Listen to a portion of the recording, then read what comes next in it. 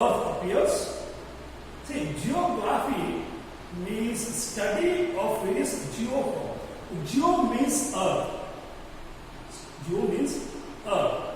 So geography is a study of earth forms, earth shape. So let's, roughly we can say study of earth itself. It's called as geology. It's very rough definition of geology for your sake of understanding. So now let's see what type, in which form our earth is present. Let's know more about the earth. So for this period, we'll be focusing on shape of earth, axis of earth, equators, how the place is located on earth, the line of latitude, model of earth, and then line of longitude. That we'll study in this period. First, shape of earth is regarded as geoid.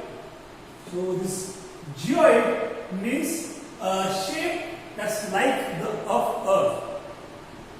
So if any shape is like of earth, it's called as geoid. So it is 3D, three-dimensional geometrical shape like that of earth.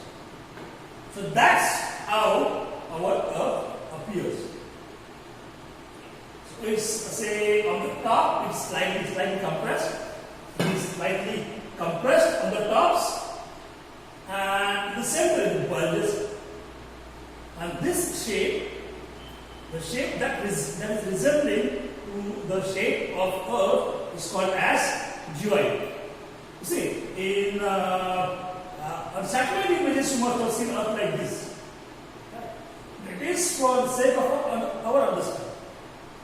Due to the gravity, actual earth is like this. So, on the center it bulges, and on the top or on the poles slightly flattened. Right? So, that's how the actual shape of earth is present. Now it's due to the gravity of earth, and also the earth is made up of largely the water. Flow of earth also contribute for the shape of earth. Now we cannot study the earth as such. We cannot take the earth in our hand to study. So we had a model of earth which is called as globe. So what's globe? It is the model of earth. So that's how you must have seen a globe. So it's three-dimensional model of earth which is in compressed form, which gives accurate picture of earth's surface, and it shows the location of the places on the smallest. So it's a smaller version of earth. Globe is smaller version of earth. Now, if you want to study the earth, the study can be helped by studying the globe. What are the advantages of studying the globe? It gives actual three-dimensional model of earth. So we have accurate three-dimensional model of earth. It shows the distribution of land and water, and the lines of latitude and longitude are marked on the globe. What are disadvantages? It is not handy. It is difficult to carry. Right? The details are not seen on the globe. See, the disadvantages are compared with the map. I am comparing the globe with the map now. Right? So map becomes very easy to carry. You can fold the map. We cannot fold the globe because it's 3D. But map will not show you the actual three-dimensional model of earth. Right? So on globe details cannot be seen, and only a part of the globe can be seen at one time. If I lie flat the map, I can see the entire world, but on a globe, only particular portion of the earth is seen on the globe at once. So this is compared to the globe. You see, at this moment I can see only this part of world on a globe. Whereas if I have a world map, I will have seen entire world in one strike.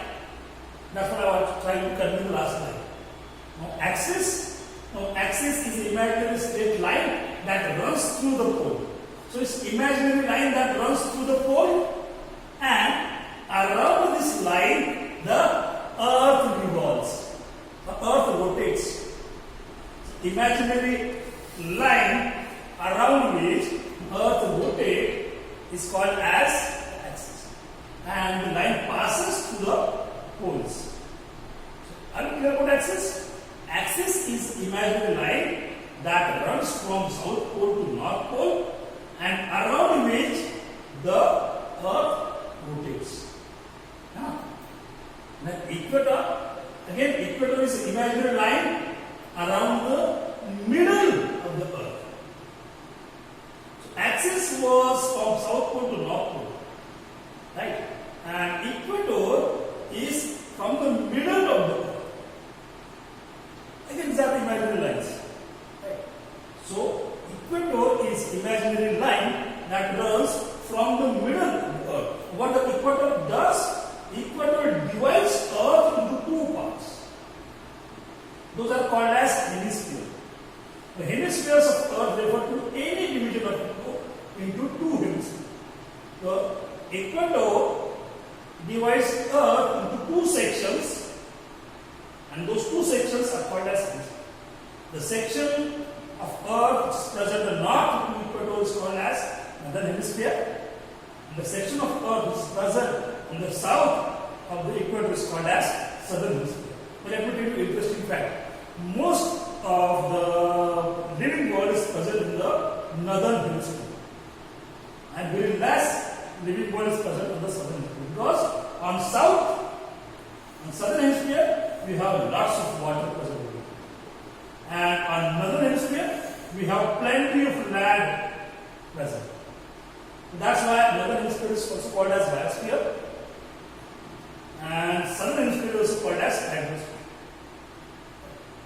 Sometimes it is called as. So it's not that we don't have hydrosphere in northern hemisphere. So this is the water present in the northern hemisphere. Right?